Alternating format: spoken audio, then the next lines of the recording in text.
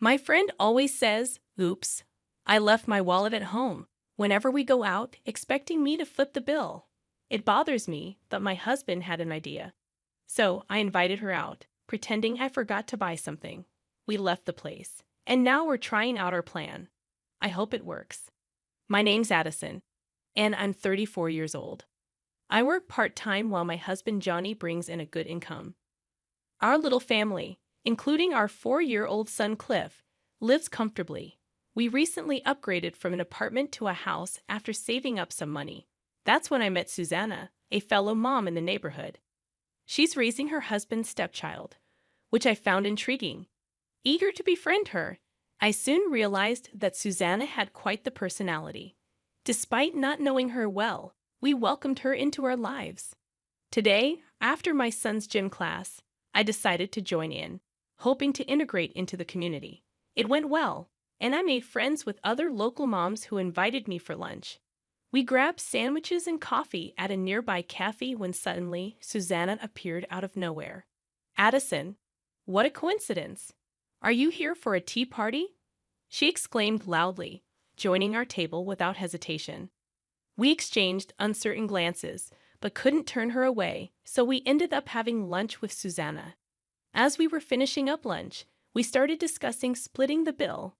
Then Susanna chimed in, "Since I just happened to be here, I don't need to pay, right?" We exchanged glances, knowing exactly what was happening. Susanna's habit of dodging payment was rearing its head again. Plus, I didn't order anything, so it wouldn't make sense for me to pay, she argued. We sighed at her reasoning. She always found excuses to avoid paying her share. "But Susanna, you did have something to eat, and you ordered coffee," Addison pointed out. "Can you cover for me this time?" "I didn't plan on joining you guys today and didn't bring any money," Susanna replied. We thought she shouldn't have joined us if that was the case, but no one voiced it aloud. I hesitated, but Susanna insisted stubbornly, "I'll pay you back later." "Come on, Addison. We're neighbors. Let's be good neighbors." "So what? What does that have to do with anything?" I wanted to argue, but Susanna started getting upset, refusing to budge, not wanting to make a scene. I reluctantly agreed to her promise and ended up paying for both of us. I received sympathetic looks from those around us, feeling uncomfortable. It was just another example of Susanna's behavior since I moved here. The following day, I found myself at Susanna's doorstep, ready to collect the money she owed me from the previous day. I decided to visit her in person to prevent any excuses about not having her wallet. When I asked for the money, Susanna's expression turned sour. "Seriously, you came all this way just for $10, Addison? That's surprisingly petty of you," she retorted, clearly reluctant to part with the cash. I had anticipated this reaction, knowing Susanna's track record of not repaying me on numerous occasions before. "You've said that before, but you never followed through. You currently owe me over $100. "Enough is enough," I stated firmly, feeling a hint of frustration. Susanna's frown deepened, and she glared at me like a stubborn child. However, I was determined not to back down. Today, Susanna's behavior was quite troublesome. Whether it was hitching a ride to the station when I was heading to work or conveniently forgetting her wallet during shopping trips, her antics seemed endless. Confronting her about it only resulted in childish sulking, with her trying to shift the blame onto me by mentioning Johnny's income and implying I was overly frugal. It was beyond frustrating. If only she could act like a normal friend instead of this. On the day of our shopping trip, Susanna hopped into the car ahead of us, quipping, "Did you forget anything, like your wallet?" I responded curtly, "You should check too," before urging Johnny to start the car. With Cliff safely with my parents, we made our way to the wholesale store, where we found it jam-packed with shoppers.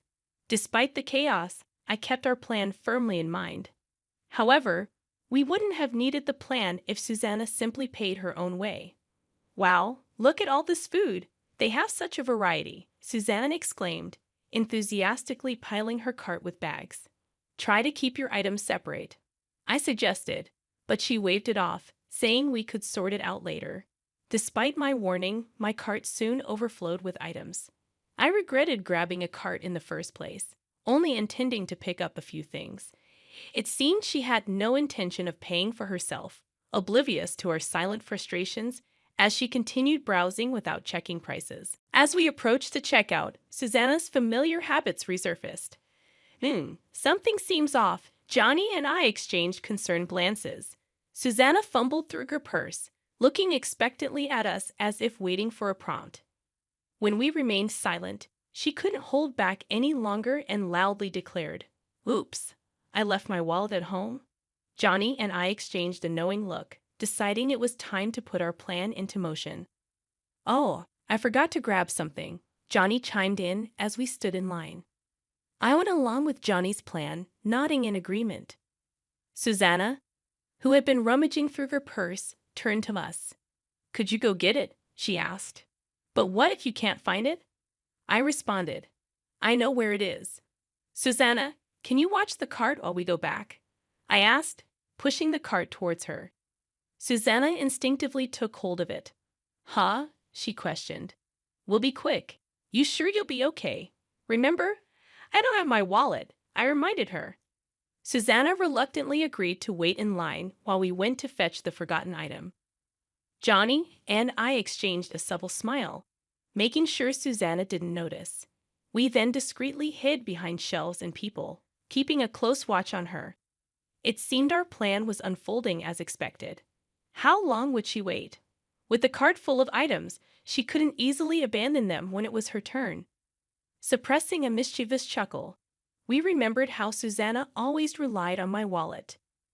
There were instances when she would make excuses to leave early if I refused to pay. Recalling this, Johnny suggested we turn the tables on her. However, we had agreed that if Susanna made any attempt to pay, we would let it slide this time. But true to form, the moment she reached the checkout, she announced she'd left her wallet behind, seemingly banking on us to foot the bill. It was a predictable move, especially considering her lingering resentment over the last lunch money. Sensing that we weren't returning, Susanna began to look around nervously, staying in line, perhaps contemplating her next move if we did come back. As the line advanced, Johnny and I decided to proceed with the next step of our plan. "Sorry, Susanna, but my mom just called with an urgent matter. You know she's looking after the kids and can't leave the house. So we need to head back home," I informed Susanna over the phone. Susanna's voice betrayed her shock and panic. Wait. What about paying? I forgot my wallet too." "Please hurry back and pay before you leave. Nowadays, you can pay with your phone, right? Figure something out. And most of the shopping is yours anyway. If you don't want to pay for our few items, just remove them from the cart. It should be quick since we only picked up 2 or 3 things." Susanna's voice grew increasingly irritated. "I don't have any means to pay. Come back now, or at least leave Johnny here," Johnny interjected, taking my phone with an exasperated tone. "I need to help with the heavy lifting." "Sorry, but you'll have to take a cab back. It's urgent. Or maybe get your husband Phil to pick you up." Susanna was left speechless. We knew she was wary of Phil, as we had heard from other local mom friends about her previous encounters where Phil had sharply scolded her. Despite this, she hadn't learned her lesson and continued her schemes behind Phil's back. That's the situation. If you're unsure how to use your phone to pay, ask the staff.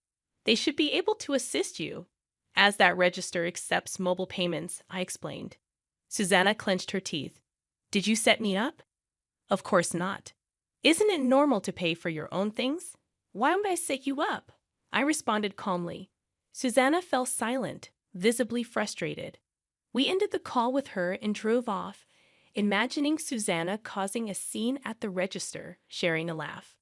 The following day, Susanna showed up at my doorstep, clearly still upset about what happened the day before.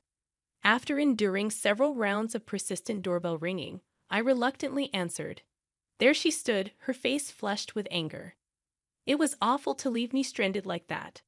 I demand compensation," she declared, her tone leaving me skeptical. As she launched into a tirade about the events of the previous day, claiming she had panicked and insisting I owed her double the amount, I couldn't help but raise an eyebrow at her demand. "Did you even pay for our items? she questioned angrily, seemingly oblivious to the absurdity of her own words. "Why would I pay for your shopping?" I responded incredulously, causing Susanna's fury to intensify. "You only covered your own purchases. Why the sudden anger?" I feigned innocence, but Susanna's frustration reached a boiling point. Being left behind was deeply upsetting. It caused me emotional distress. "You should reimburse me for the shopping, the taxi fare, and the inconvenience. After all, you invited me to join you," she insisted, twisting the story to suit her narrative. Frowning at her unreasonable demands, especially her attempt to shift blame onto us by portraying herself as an innocent victim, I couldn't help but feel absurd for even entertaining this conversation. Susanna's audacity left me astounded. Unfazed by my reaction, Susanna issued a threat. "If you refuse to pay, I'll spread rumors about you to the neighbors. Think about the consequences for your fancy house. Pay up if you want to avoid that." Confronted with Susanna's unreasonable ultimatum, I realized it was time to reassess our relationship. Just then, a familiar voice broke the tension. At the sound of it, Susanna's face drained of color, and she swiftly turned around.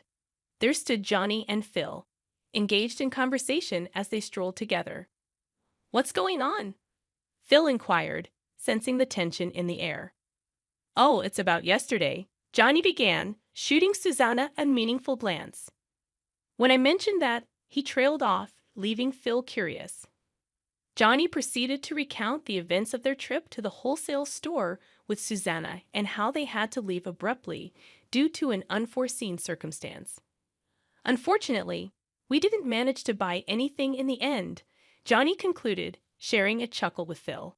"That's too bad," Phil remarked with a sympathetic smile, unaware of the tension that had transpired. Turning to Susanna, Phil questioned her. "What's your side of the story?" Suddenly stripped of her previous assertiveness, Susanna stumbled over her words, attempting to formulate a response. Sensing her discomfort, I decided to fill in on Susanna's demands from earlier, noting how deeply hurt she had seemed. "I'm genuinely sorry, but asking for compensation and shopping money seems a bit excessive," I expressed, causing Susanna's face to pale. "What do you mean?" Susanna protested, her voice tinged with desperation. "That's not how it is." "But wasn't that the purpose of your visit today? Or was there another reason?" Phil interjected, his tone curious yet perceptive. Caught off guard by Phil's directness, Susanna lapsed into an uneasy silence, her frustration palpable. Phil, sensing that something wasn't adding up, frowned in suspicion. Noticing Susanna's pleading gaze, she turned to me for support, but I remained silent. "Next time, we won't leave you behind. Let's go shopping together again, all right?"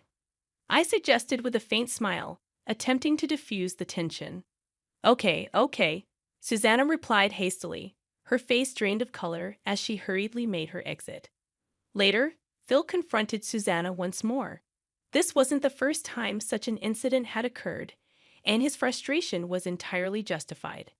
He had personally looked into Susanna's actions after receiving multiple complaints from other local moms, which only fueled his anger. Confronting Susanna about her exploitation of others, he discovered her misuse of household funds on luxury items, which had led to discussions of divorce. Desperate to salvage their marriage, Susanna pleaded with Phil, but he felt betrayed and ultimately decided to kick her out for the sake of their child. Eventually, they went through with the divorce proceedings, with Susanna returning to her family's home to assist with farming. With the troublesome influence of Susanna gone, the neighborhood regained its peace.